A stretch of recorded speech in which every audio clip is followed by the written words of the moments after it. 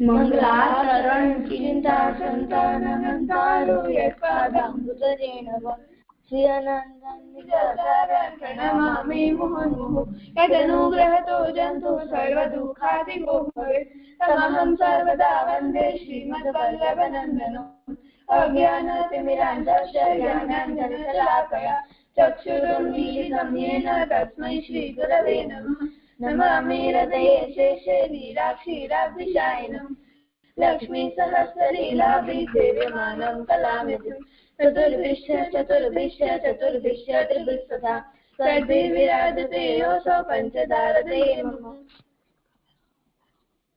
धन्य प्रणाम जय जय।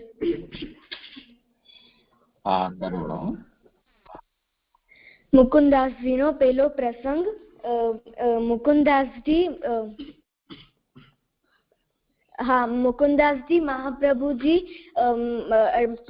મહાપ્રભુજી ઠાકોરજી ના કીર્તનો કરતા અને ભાગવતજી રોજ કરતા। એમના પાસે એક બ્રાહ્મણ આવ્યો। એમને કીધું કે હું તમારા સામે ભાગવતજી કરું। તો એમને કીધું કે ના, મારા પાસે હમણાં સમય નથી, તું પછી આવજે। તો એમ કરી અને બ્રાહ્મણ ઘડી એક પછી એક આવવા લાગ્યો। તો પછી એકવાર મુકુંદાસજી ચોક પર રમતા હતા। તો એ બ્રાહ્મણે એમને જોઈ લીધું અને કીધું કે હવે આ મને નહીં કહી શકે કે મારા પાસે ટાઈમ નથી, હવે હું આમના પાસે જઈ અને એમને કહીશ। તો એમના પાસે ગયા અને પછી એમને કીધું કે તમારા પાસે આ રમવાનો ચોપસ રમવાનો સમય છે, પણ મારી ભાગવતજી સાંભળવાનો સમય નથી। તો પછી મુકુંદાસજી વિચાર્યું કે પણ આને તો સરખો જવાબ આપ્યો છે, હું પણ એને પ્રતિ ઉત્તર એકદમ જવાબ આપું। તો એમને કીધું કે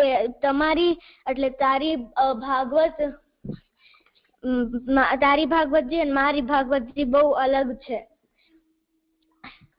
હા, તો એ બ્રાહ્મણે કીધું કે અલગ છે તો તમે કયો। તો એમને કીધું કે હમણાં મારા પાસે સમય નથી, પછી તને કહીશું। તો પછી એકવાર નદીના તટ ઉપર મુકુંદાસજી ભગવાનનું નામ લેતા હતા। તો એ બ્રાહ્મણ આવી અને કીધું કે હવે તમારી ભાગવતજી મને સંભળાવો। તો એમણે એક શ્લોક સંભળાવ્યો। તો રાતથી દિવસ થઈ ગયો, પણ એમની ભાગવતજી પૂરી ન થઈ। તો બ્રાહ્મણે પૂછ્યું કે રાતથી દિવસ થઈ ગયો, એક દિવસ થઈ ગયો, તમારી ભાગવતજી કેમ પૂરી ન થઈ? તો એમને કીધું કે આના શ્લોક તો 6 મહિના સુધી છે, ખાલી 6 મહિના સુધી છે। તો એ બ્રાહ્મણે એમના સામે હાથ જોડ્યા અને કીધું કે તમે તો ઈશ્વર સમાન છો, એમ કહીને હાલા ગયા। આમાંથી આપણે એ શીખ મળે છે કે આપણે આપણા માર્ગની વાર્તા ગુપ્ત રાખવી જોઈએ। અને આમાંથી શબ્દ છે બ્રાહ્મણ 4 વર્ણ હોય છે, બ્રાહ્મણ, ક્ષત્રિય, વૈશ્ય, શૂદ્ર। એમાંથી પેલો બ્રાહ્મણ છે। બ્રાહ્મણ હોવા માટે માતા પિતા એક વર્ણ હોવા જોઈએ, જન્મથી લઈને એમને બધા સંસ્કાર હોવા જોઈએ, એમનો ધર્મ એક જ બ્રાહ્મણ નો હોવો જોઈએ, કર્મ બ્રાહ્મણ નો હોવો જોઈએ, અને એનો ધંધો એ બ્રાહ્મણ નો હોવો જોઈએ। જે થઈ ગયું। ધન્યવાદ, પ્રણામ જીજે। પ્રભુદાસ નો પહેલો પ્રસંગ। એકવાર મહાપ્રભુજી ગોકુળમાં બિરાજતા હતા। તેમના સાથે 4 વૈષ્ણવ હતા, દામોદરદાસ, કૃષ્ણદાસ અને પ્રભુદાસ અને એક વૈષ્ણવ। એમાં એક રૂપ સનાતનમાં નામના એક મનુષ્ય આવ્યા ને તેમને તેમને કીધું કે આ બધા કોણ છે ને? તો તેમને મહાપ્રભુજીએ કીધું કે આ બધા મારા સેવક છે. તો તેમને કીધું કે આ તમારા સેવક, આ તો પુષ્ટિ માર્ગમાં છે, તો દુબળા પતરા શું કામ થયા? તો તેમને કીધું કે એ લોકો મેં તેમને ના પાડી હતી કે તમે આ માર્ગમાં ના આવો, તો એ લોકો આવ્યા ને હવે એ લોકો એનો ફળ ભૂખતે છે. એ લોકોને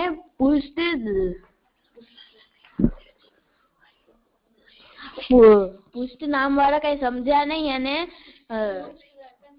રૂપ સનાતન કઈ સમજ્યા નહીં અને તે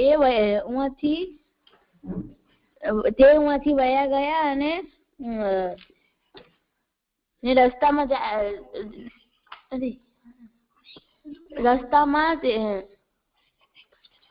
રસ્તામાં એને કૃષ્ણ ચરિત્રમાં ચેતન મળ્યા અને તેમને પેલી બધી વાત એમને કહી અને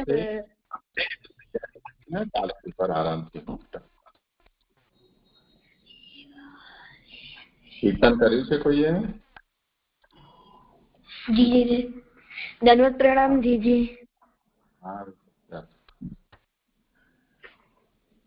નીચે હું કીર્તન કરું? હા કરો. મુરલી વારે સાવરે ને માર્ગ મોહી બતાવરે.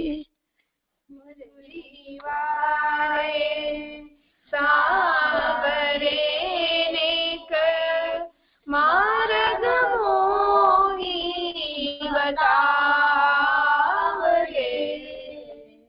સંગન સહેલી ફિરો અકેલી કિતનંદી સુર ગાવરે. સંગન સહેલી ફિરો અકેલી કિતનંદી સુર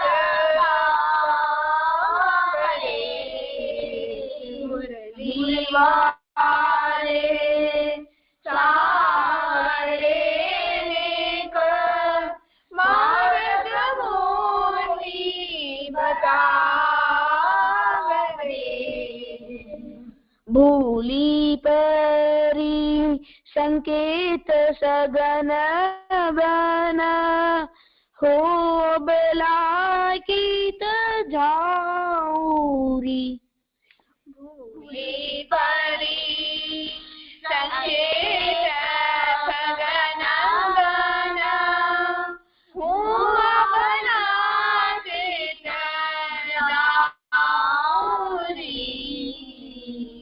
મૃગનયની के बचन सुनत ही ताय मिले थी ठाउरी. मृगनयनी के बचन सुनत ही आय मिले थी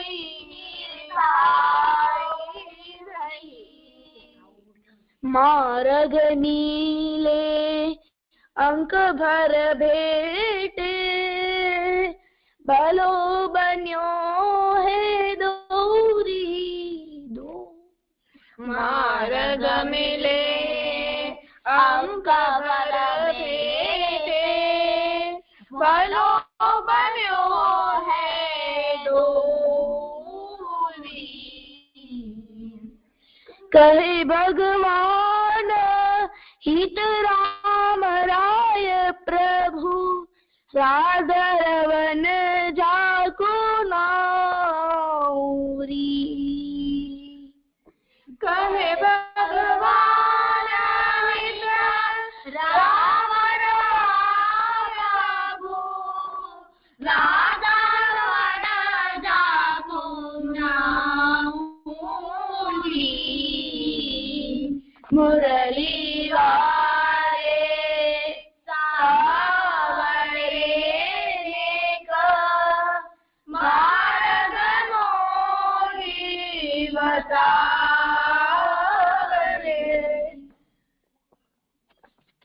ઈઝી થઈ ગયું.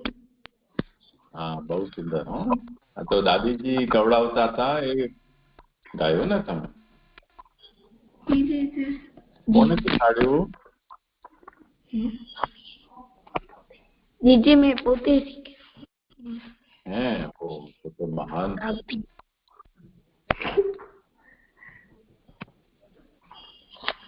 ચાલો ભક્તિ કરો આગળ. જી જય જય ધન પ્રણામ. જય જય છેલ્લા શ્લોકમાં જોયું હતું કે જે એ પ્રમાણે જ્ઞાન માર્ગ કરતા ભગવદ ગુણના વર્ણનમાં ઉત્કર્ષ એટલે કે અધિકપણો જાણીને અમતસ્ર વડે એટલે કે અહંકાર રહિત અને અલુબ્ધ એટલે કે સંતોષ વડે હંમેશા ભગવદ ગુણો નું વર્ણન કરવો યોગ્ય છે. તો એનામાં એવું જોયું હતું કે જે આના પહેલાના શ્લોકમાં જે વાત કરી છે, જે એમ વાત કહી હતી કે જ્યારે ભગવાનના ગુણોનું વર્ણન ભક્ત કરે છે તે ગુણ ભગવાનના છે, તે કારણે એનો જે એની ગુણોની પણ કોઈ ઇફેક્ટ પડે છે ને કે એના પણ કેરેક્ટર્સ હોય છે, જેનાથી આપણી જે ઇન્દ્રિયો છે એ સંસારમાં પડેલી છે તેનાથી દૂર થશે અને તેના દ્વારા ભગવાનનો જે સુખ છે એ અનુભવ પણ ભક્તને થાય છે, જેથી તેને કોઈ પણ પ્રકારનો દુઃખની અનુભૂતિ થતી નથી, કોઈ વિરહ જે સંસારથી છૂટવાનો વિરહ નથી થતો. તો આ જે વાત કહી આ જે વાત કહી છે આ શ્લોકમાં, તો એ આના પહેલાના શ્લોક છે, તો એના પહેલાના શ્લોકમાં જે વાત કહી છે તેનો ઉપસંહાર કરતા મહાપ્રભુજી કહે છે કે જ્ઞાન માર્ગ કરતા પણ પુષ્ટિ માર્ગ શ્રેષ્ઠ છે. તો જ્ઞાન માર્ગ છે એનામાં જે અંતિમ જ્ઞાન માર્ગ છે એનામાં જે અંતિમ ફળ છે તે પુષ્ટિ માર્ગમાં મધ્યમ ફળ છે, તેવો મહાપ્રભુજીએ સિદ્ધાંત મુક્તાવલીમાં સમજાવ્યું છે. અને અહીંયા ભગવાનમાં જે ગુણોનું કીર્તન એ જ્ઞાન માર્ગ કરતા ઉત્કૃષ્ટ છે, અધિક શ્રેષ્ઠ છે એમ સમજાવ્યું છે. તો આ બંને જે વાત કહી એનાથી આપણે એમ સમજી શકીએ કે જ્ઞાન માર્ગમાં જે સિદ્ધિ છે એ સિદ્ધિ જે લાસ્ટ જે ફળ છે એના કરતા ભક્તિ માર્ગ વધારે શ્રેષ્ઠ છે, કેમ કે જ્ઞાન માર્ગમાં જે અંતિમ ફળ છે એ સંસાર આવેશથી મુક્તિ છે, એટલે જે ભક્તિ માર્ગ છે એની સાધન દશામાં જ એ સંસાર આવેશનો છૂટી જાય છે અને ભગવત ભજન કરવાથી સંસારનો જે સંસાર છોડે છે એનો એને વિરહ પણ નથી થતો, એના બદલે એને હરિવત સુખ થાય છે. તેથી ભક્તિ માર્ગે ભગવત ગુણગાન જ્ઞાન માર્ગ કરતા વધારે શ્રેષ્ઠ છે. પણ હવે પ્રભુના જે ગુણગાન છે તે આટલા બધા ઉત્તમ છે, તો ભક્ત છે તેને શું કરવું જોઈએ? તો એમ સમજાવે છે કે ભગવાનના કીર્તન છે, ગુણગાન સદા કરવા જોઈએ. અને કેવી રીતે કરવા જોઈએ? તો વિના લોભ લાલચે, વિના ઈર્ષ્યા નિંદાએ કરવા જોઈએ. તો અને સદા કરવા જોઈએ. તો સદા કેવી રીતે કરવા જોઈએ? તો ગુણ એટલે કે એમ જોયું તો કે જે ગુણ છે એના અંદર દોષ હોય છે બે પ્રકારના, એક ઈર્ષ્યા અને બીજો લોભ. તો જે ભગવાનના જે ગુણગાન છે એ સદા કરવા જોઈએ અને ઈર્ષ્યા અને લોભ વિના કરવા જોઈએ. તો એ લોભનો એવું જોયું હતું કે આપણે એમ વિચારીએ કે હું આટલો કરું છું તો પ્રભુ મને આટલું આપે, કે હું રોજ 4 માળા કરું છું તો પ્રભુ મને આટલો ફળ આપે, પ્રભુ મને આટલો મારા માટે હું આટલો કરું છું તો મને સામે આટલો મળે, એવું જે ભાવના કરે છે એને લોભજન્ય ભાવ એના અંદર જે રાખે છે, તો એનાથી મહાપ્રભુજી કહે છે કે એનાથી સાવધાન રહેવું જોઈએ, આવું ન થવું જોઈએ. અગર આવું થાય છે તો પછી એનો જે ભાવ જે ગુણગાનમાં છે એનામાંથી છૂટી ને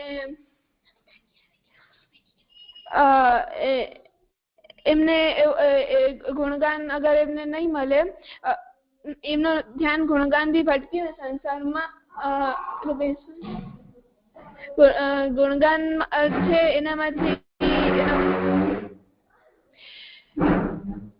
જે ભક્ત છે અગર ઈ આવી રીતે લોભમાં પડશે તો એ જે ગુણગાન કરે છે ભક્ત એ બધું એનો છૂટી જશે અને ઈ આવી રીતે સંસારમાં ના જે રાગમાં પડી જશે. અને બીજો ઈર્ષ્યા, તો ઈર્ષ્યાનો જોયો તો કે કોઈ ભક્ત આપણા કરતા શ્રેષ્ઠ છે કે તો તો એના પર જે ભગવાન જે કૃપા કરે છે એના પર જે કૃપા થાય છે કે ઈ જોઈને આપણને આમ ઈર્ષ્યા થાય, બળતરા થાય, અદેખાઈ થાય, તો ઈ આપણને ન કરવી જોઈએ. એના બદલે આપણને પ્રસન્ન થવું જોઈએ ને એમનાથી શીખવું જોઈએ. તો મહાપ્રભુજીએ આ બંને લોભ અને ઈર્ષ્યાથી બચવા માટે કહ્યું છે, સાવધાન રહેવા કહ્યું છે અને સાવધાન રહેવાની આજ્ઞા કરી છે. જે મને એવું સમજાયું હતું. હા, ઠીક છે.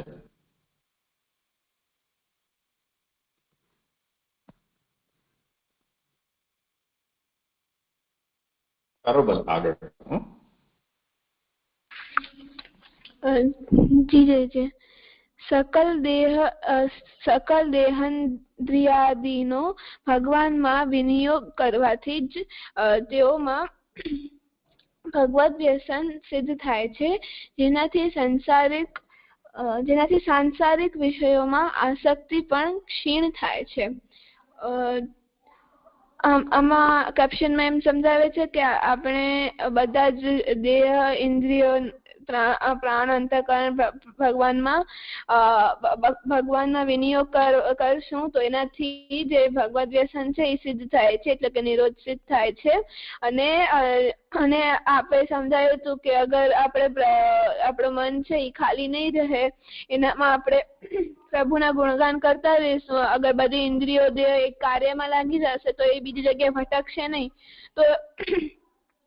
તો જે ભગવત ભજન અગર વધારે દેશું તો એનો જે સંસાર આવેશ છે એ છૂટી જશે.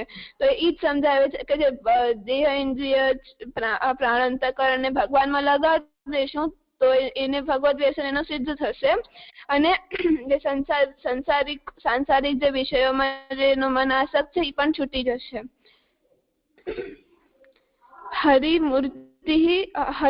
હરિર્મૂર્તિ સદા ધ્યેયા સંકલ્પાદ અપી તત્ર હિ દર્શનમ સ્પર્શનમ સ્પષ્ટમ તથા કૃતિ ગતિ સદા શ્રવણમ કીર્તનમ સ્પષ્ટમ પુત્રે કૃષ્ણ પ્રિયે રતિઃ પાયોર્મલાંશ ત્યાગેન શેષ ભાગમ તનવ નયેત. અર્થ, સંકલ્પથી પણ હરિમૂર્તિ સદા ધ્યાન કરવા યોગ્ય છે. તેમજ તે હરિમૂર્તિમાં સ્પષ્ટ દર્શન અને સ્પર્શ કરવા અને તે જ મુજબ ભાવના રાખી કૃતિ અને ગતિ સદા કરવી. વળી શ્રવણ અને કીર્તન પણ સ્પષ્ટ એટલે કે મનમાં આ બાબત સાક્ષાત થાય તેમ કરવું. કૃષ્ણ પ્રિય પુત્રની પ્રાપ્તિ માટે જ રતિ કરવી. જે મને આમાંથી એવું સમજાય છે કે જે ભગવાન આના પહેલા જે વાત કહી છે એનામાં એમ સમજાયું હતું કે પ્રભુની સેવા એટલે કે સ્વરૂપ સેવા અને સ્વરૂપ સેવા અને ગુણ સેવા બંને કરવી જોઈએ. સ્વરૂપકૃત નિરોધ અને ગુણકૃત નિરોધ એ બંને કરવાથી એનો મન છે ભક્તનો એ પ્રભુમાં લાગશે, એનું વ્યસન છે એ સિદ્ધ થશે. એ જ વાત અહીંયા સમજાવવામાં આવી છે કે જે પ્રભુની જે મૂર્તિ છે એટલે કે પ્રભુનું જે સ્વરૂપ છે એના દર્શન કરવા અને એનો સ્પર્શ કરવો, એટલે કે જે આપણે સેવા કરીએ છીએ એ સેવા કરવી. અને જે પ્રભુ ના હોય ત્યારે ગુણગાન કરવા, એટલે કે અનુસારમાં પ્રભુના ગુણ. અહીંયા એમ કહ્યું છે કે અહીંયા ગુણગાન કરવા પ્રભુના, એટલે કે પ્રભુના જયારે અનુસાર હોય ત્યારે પ્રભુના ગુણગાન કરવા. તો ત્યારે આપણે એવું કરશું તો પછી અહીંયા જે ભગવદ વ્યસનની સિદ્ધ થશે. જે એવું સમજાય છે. એક પંક્તિ છોડી દીધી ને, પાયોર્મલાંશ ત્યાગેન શેષ ભાગમ તનવ નયેત.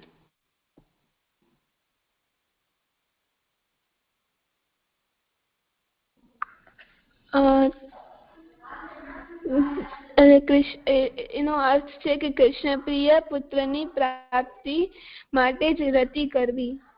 અપાયુ એટલે કે ઇન્દ્રિય મળ અંશના ત્યાગ વડે પરોક્ષ સેવા બજાવે છે એમ ભાવના રાખવી. આ ઇન્દ્રિય સિવાય શરીરનો શેષ ભાગ પણ પ્રભુ સેવામાં જોડવો.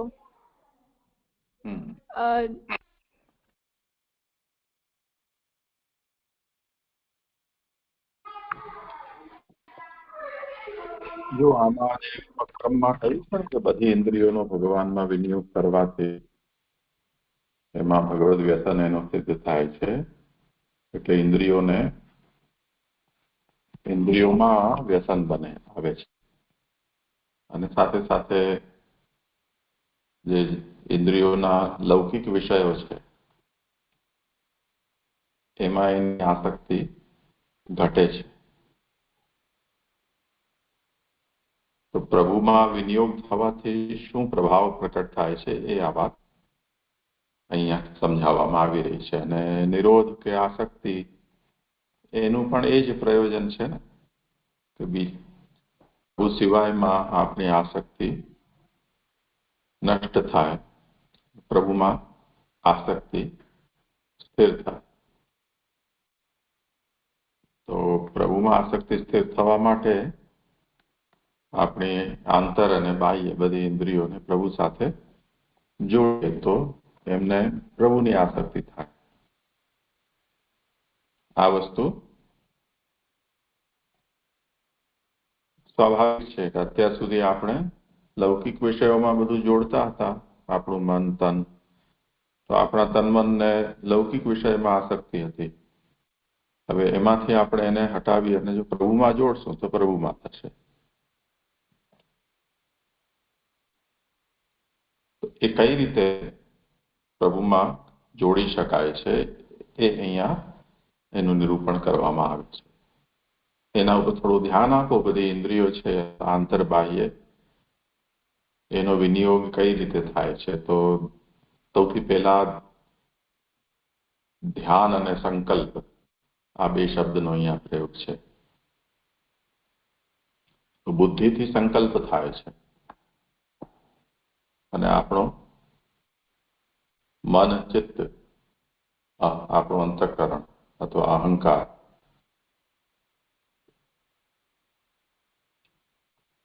તો અંતઃકરણની 4 વૃત્તિ છે, મન બુદ્ધિ ચિત્ત અહંકાર.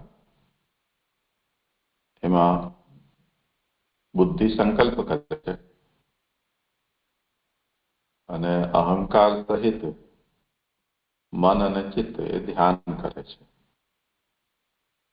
તો સંકલ્પ પૂર્વક હરિમૂર્તિના ધ્યાન કરવાથી આપણું અંતઃકરણ પ્રભુ સાથે જોડાય. એના પછી દર્શન આંખોથી થાય તો પ્રભુને ના દર્શન આપણે કરીએ તો આપણી આંખો પ્રભુ સાથે જોડાય. સ્પર્શ ત્વચાથી થાય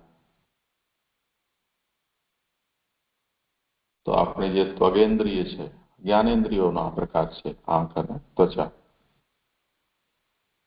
તો એનો પ્રભુમાં વિનિયોગ બહુ સ્પષ્ટ છે. તે જ રીતે કૃતિ અને ગતિ. કૃતિ હાથથી થાય અને ગતિ પગથી થાય. તો હાથ અને પગનો વિનિયોગ પ્રભુમાં થયો. શ્રવણ અને કીર્તન, શ્રવણ કાનથી થાય અને વાણીથી કીર્તન થાય. તો શ્રોત્ર ઇન્દ્રિય અને વાગેન્દ્રિય. તે પછી પુત્રે કૃષ્ણ પ્રિય રતિ. આપણે રિપ્રોડક્ટિવ સિસ્ટમ છે કે ઓર્ગન્સ છે એનો વિનિયોગ. यदि આપણને એમ છે કે આપણે ઠાકોરજીની સેવા કરી રહ્યા છીએ, જેમ સાહેબ તો ચતુર્બુદ્ધદાસજીના પ્રસંગમાં આવે છે, એમને કોઈ સંતાન ન હતા અને એમને એવી ઈચ્છા હતી કે મારે બહાર કોઈનો સંગ કરવો નથી, પણ જો ભગવદીય સંતાનની પ્રાપ્તિ થાય તો એની સાથે હું ભગવત ચર્ચા કરી શકું. તો એના માટે વિવાહ કર્યો અને એમને એવા ભગવદીય પુત્રની પ્રાપ્તિ થઈ. ત્યારે શાયદ એમને ત્યાં એવો પ્રસંગ બન્યો કે એવો વાઘે એનો પુત્ર છે ગાયની રક્ષા કરવા માટે ગયા તે વખતે એમનો વધ કર્યો. તો દુઃખી થઈ ગયા કે હું ભગવત ચર્ચા કોની સાથે કરીશ. તો કૃષ્ણ જેને પ્રિય છે એવા સંતાનની પ્રાપ્તિ માટે વિવાહ કરવો. તો આપણો જે રિપ્રોડક્ટિવ ઓર્ગન્સ છે એનો વિયોગ આ અર્થમાં થશે. તે પછી ઉત્સર્ગ ઇન્દ્રિય, કે જેનાથી આપણે આપણા શરીરનું મલ શરીરમાંથી બહાર કરીએ છીએ, એનો પ્રભુમાં સીધો વિનિયોગ નથી, પરંતુ શરીરના મલનો એના દ્વારા ત્યાગ કરવાથી બાકીનું શરીર છે એ શુદ્ધ થઈ જાય છે, જેથી શુદ્ધ શરીરથી આપણે પ્રભુની સ્મરણ કરી શકીએ. તો આ રીતે બધી ઇન્દ્રિયો છે એનો પ્રભુમાં વિનિયોગ કરવાથી, પ્રભુ સાથે જોડવાથી આપણે ઇન્દ્રિયોમાં, અંતઃકરણમાં ભગવદ આવેશ થાય છે, ભગવદ આસક્તિ સિદ્ધ થાય છે અને પ્રભુમાં જોડાઈ જાય છે. એ પછી પ્રભુ સિવાયમાં એને આનંદ અનુભવ થતો નથી. તો આ બંને જે કાર્ય છે નિરોધના, પ્રપંચ વિસ્મૃતિ અને ભગવદ આસક્તિ, એ ભગવત સેવા સ્મરણમાં આપણી ઇન્દ્રિયોના વિનિયોગથી એ થાય છે. એ વાત અહીંયા બતાવી. સમજાયું? જી જય છે. હવે આમાં જે વાત સમજવાની એ છે કે એ વર્તમાન સંદર્ભમાં થોડો આનો વિચાર કરી લેવો જોઈએ કે શ્રી મહાપ્રભુજીએ ક્યારે પણ પુષ્ટિ ભક્તિ માર્ગને દર્શનનો માર્ગ ક્યારે પણ માન્યો નથી. તે જ રીતે પુષ્ટિ માર્ગ એ પુષ્ટિ શબ્દનો અર્થ ભગવાનની કૃપા છે. પુષ્ટિનો અર્થ હેલ્ધી થવું એ પણ છે, પણ એનો લૌકિક અર્થ છે, ડિક્શનરી મિનિંગ. જેમ કોઈને આપણે એમ કહીએ, કોઈ જાડો પાડો તગડો હોય, રાકેશ જેવું હોય, તો આપણે એમ કહીએ કે બહુ પુષ્ટ છે બાળક, એટલે તંદુરસ્ત છે. તો પુષ્ટિ માર્ગના વિષયમાં જે લોકોને ખબર નથી કે એનો મૂળ સિદ્ધાંત શું છે, તો એ લોકો પુષ્ટિનો અર્થ થાય ખાઈ પીને તગડા થવું. તો ખાઈ પીને તગડા થવાનો માર્ગ પુષ્ટિ માર્ગ. અને આ વાત આપણે પુષ્ટિ માર્ગને ખોટી રીતે બધાની સામે મૂકીને એનું સમર્થન પણ કર્યું છે લોકોની માન્યતાનું. એ રીતે કે ગામની અંદર લોકોને આપણે પૂછીએ પુષ્ટિ માર્ગનો અર્થ શું, તો અત્યારે બધાની સમજ એવી છે કે પુષ્ટિ માર્ગ એટલે હવેલી પંથ. એટલે હવેલીમાં જવાનું, ત્યાં દર્શન કરવાના અને પ્રસાદ ખાવાનો. એટલે પ્રસાદમાં પણ લાડુ મઠડી ખાવાની. તો લાડુ મઠડી ખાવાનું અને દર્શન કરવાનું, આ પુષ્ટિ માર્ગ. આવી હવેલી પંથ એ રીતે લોકોની સમજ છે. પણ આ સમજ આપણે એવી સમજ ઊભી કરી છે આપણા ખોટા આચરણને કારણે. શ્રી મહાપ્રભુજીના સમયમાં બહુ રોચક પ્રસંગ છે, જ્યારે ચૈતન્ય સંપ્રદાયના સંતો, જે ભક્તો શ્રી મહાપ્રભુજી પાસે આવ્યા, તો શ્રી મહાપ્રભુજીના સાથે જે સેવકો હતા વૈષ્ણવો, એમના તરફ એમણે ઈશારો કરી કહ્યું કે તમારો માર્ગ તો પુષ્ટિનો છે, એટલે એમણે તો થોડું કટાક્ષમાં કહ્યું. આ એટલે પુષ્ટિનો મતલબ ખાઈ પાઈને તગડા થવાનો માર્ગ, કે તમારો માર્ગ તો પુષ્ટિનો છે અને તમારા સેવક આટલા દુબળા કેમ છે? તો શ્રી મહાપ્રભુજી સાથે જે લોકો હતા એ આ રુચિર જેવા એકદમ દુબળા પતલા હતા. તો તે વખતે પણ શબ્દને ખાલી પકડીને અને લોકોએ પુષ્ટિ માર્ગને ખાઈ પીને તગડા થવાનો માર્ગ એ રીતે એને નિંદા કરવાનો પ્રયાસ કર્યો. તે વખતે શ્રી મહાપ્રભુજી એમને એમ ઉત્તર આપ્યો કે પુષ્ટિ માર્ગ સાંભળીને તમે એવું સમજીને જો પુષ્ટિ માર્ગમાં આવી રહ્યા હો કે અહીંયા ખાઈ પીને તગડા થવાશે તો ન આવતા. એટલે મેં મારા સંપ્રદાયમાં જે આવ્યા એમને મેં આ વાત કહી હતી કે તમે ન આવો આમાં, પણ મેં ના પાડી તેમ છતાં પણ આવ્યા. એનું એ ફલ ભોગવી રહ્યા છે કે માર્ગ પુષ્ટિનો છે પણ શરીરથી એકદમ દુબળા પતલા છે. તો આ વાત શ્રી મહાપ્રભુજીએ કહી તો જે ચૈતન્ય સંપ્રદાયના શિષ્યો હતા એ થોડું સમજ્યા, થોડું ન સમજ્યા. પછી એમણે આ વાત થઈને એમના ગુરુને કીધી. ગુરુ પાસે જયારે ગયા ત્યારે ગુરુએ પૂછ્યું કે તમે, કેમ કે ચૈતન્ય સંપ્રદાયના જે ગુરુ કૃષ્ણ ચૈતન્ય જે હતા એ મહાપ્રભુજીના ખૂબ સારા મિત્ર હતા. તો આ લોકો જયારે ત્યાં ગયા પોતાના ગુરુ પાસે ત્યારે ગુરુએ પૂછ્યું કે તમે શું ચર્ચા કરી?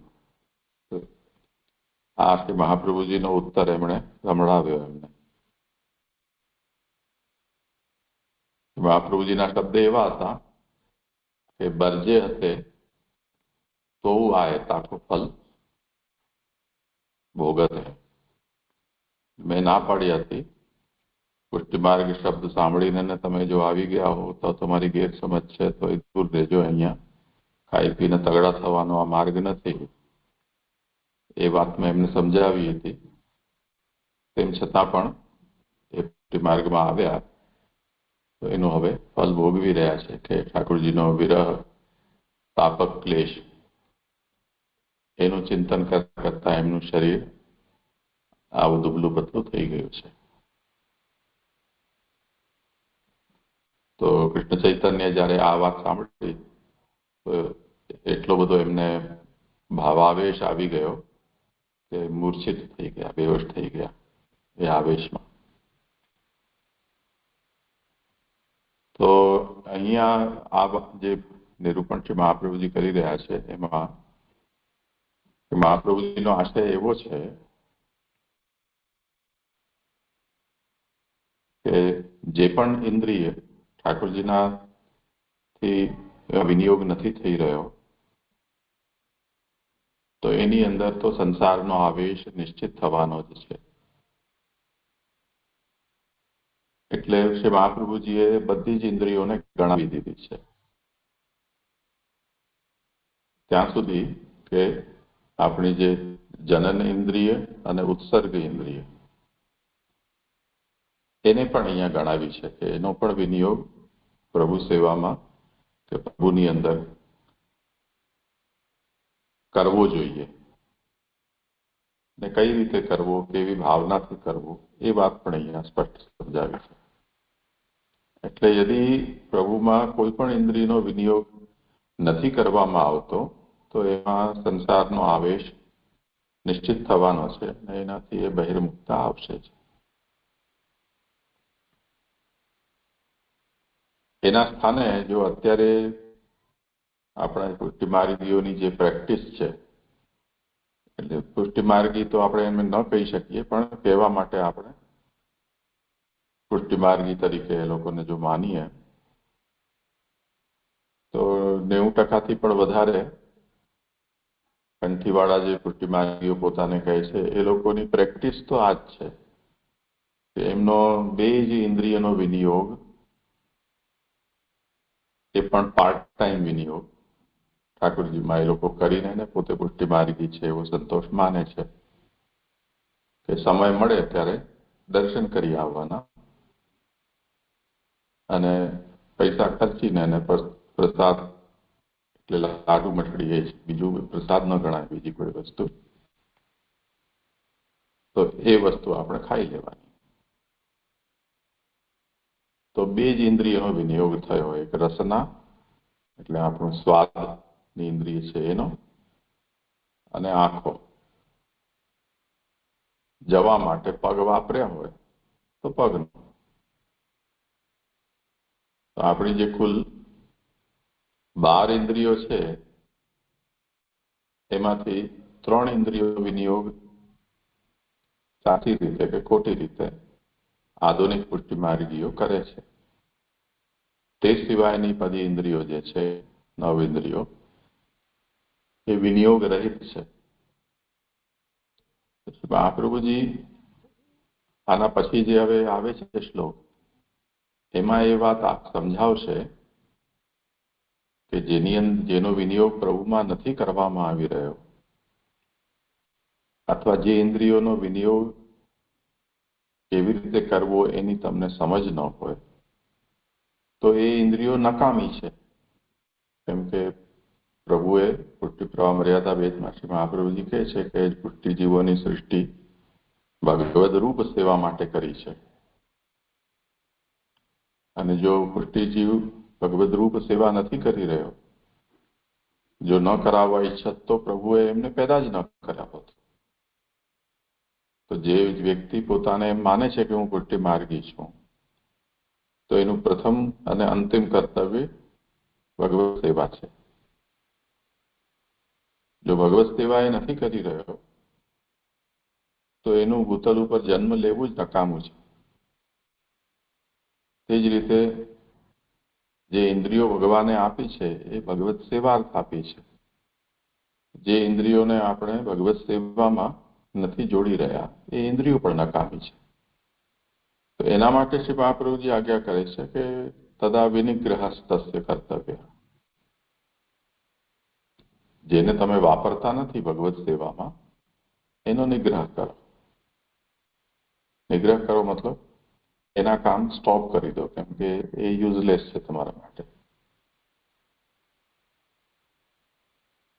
તો કામ જો તમારા ભગવત સંબંધી શ્રવણ નથી કરી રહ્યા, કે એનાથી એ કામ તમે નથી લઈ રહ્યા, અથવા એને એ રીતે પ્રભુ સાથે નથી જોડી રહ્યા, તો કાન ફોડી દો, તમે સાંભળવાનું બંધ કરો. તે જ રીતે પ્રત્યેક ઇન્દ્રિયો, કર્મેન્દ્રિયો હોય, જ્ઞાનેન્દ્રિયો હોય, અંતઃકરણ હોય.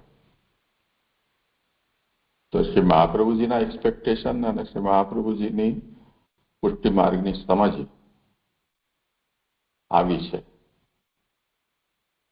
અને એના સામે આપણી પ્રેક્ટિસ પુષ્ટિ માર્ગની, આપણી અન્ડરસ્ટેન્ડિંગ પુષ્ટિ માર્ગની એનાથી બિલકુલ વિપરીત છે. જે મહાપ્રભુજી આજ્ઞા કરે છે કે અંતઃકરણ સહિત 10 ઇન્દ્રિયો પ્રભુમાં જોડાવી જોઈએ. આપણે કહીશું કે નહીં બને, અમે ખાલી 2 જ વાપરીશું. ખાવા માટે, લાડુ મઠડી ખાવા માટે આપણી જીભ, અને જોવા માટે આંખ, બસ, બાકીની નહીં બને. તો જો એવું જ કરવું હતું, એવું તો મર્યાદા માર્ગમાં આવું નથી કરવું. ત્યાં પણ અર્ચન ભક્તિ, વંદન ભક્તિ કહેલી જ છે. ત્યાં પણ પાદસેવન દાસ્ય કહેલું જ છે. તો મર્યાદા માર્ગમાં પણ આ વસ્તુ માન્ય નથી. તો પુષ્ટિ માર્ગની વાત તો બહુ છેટી રહી. તો જે લોકો આંખોથી ક્યારેક દર્શન અને ક્યારેક પ્રસાદ ખાઈને અને પોતાને પુષ્ટિ માર્ગી કહી રહ્યા છે, એ જો મર્યાદા માર્ગમાં જાય તો મર્યાદા માર્ગ પણ એને ધક્કા મારીને બહાર કાઢે કે નાલાયકો છો તમે, આ માર્ગ માટે લાયક નથી. તો પુષ્ટિ માર્ગમાંથી ગયા, મર્યાદા માર્ગમાંથી ગયા. બચ્યો યા તો એ ચર્ચની જીવ હોય, યા પ્રવાહી હોય, આસુરી. આ શ્લોક શ્રી મહાપ્રભુજીના આ વિષયમાં ખાસ ધ્યાન આપવા યોગ્ય છે. એટલે જો આપણે પોતાની જાતને શ્રી મહાપ્રભુજીના શિષ્ય તરીકે જોતા હોઈએ, ભક્તિમાર્ગી વૈષ્ણવ તરીકે આપણે પોતાને ઓળખ આપતા હોઈએ, તો આપણી સમજ અને આપણી કૃતિ, આપણું આચરણ એ એના અનુરૂપ હોય તો જ એ વસ્તુ કહેવું શક્ય છે, અન્યથા તો એ વિરુદ્ધ થઈ જશે. એટલે એ આત્મવંચના, પોતાની જાતને તમે છેતરો છો એવું એનાથી સિદ્ધ થશે. આ વાતને ખાસ અહીંયા ધ્યાનથી સમજવું. અત્યારે શ્યામદાદાના વિશ્રામ શરૂ થયા છે, તો આજે અહીંયા જ આપણે વિરામ રાખીશું.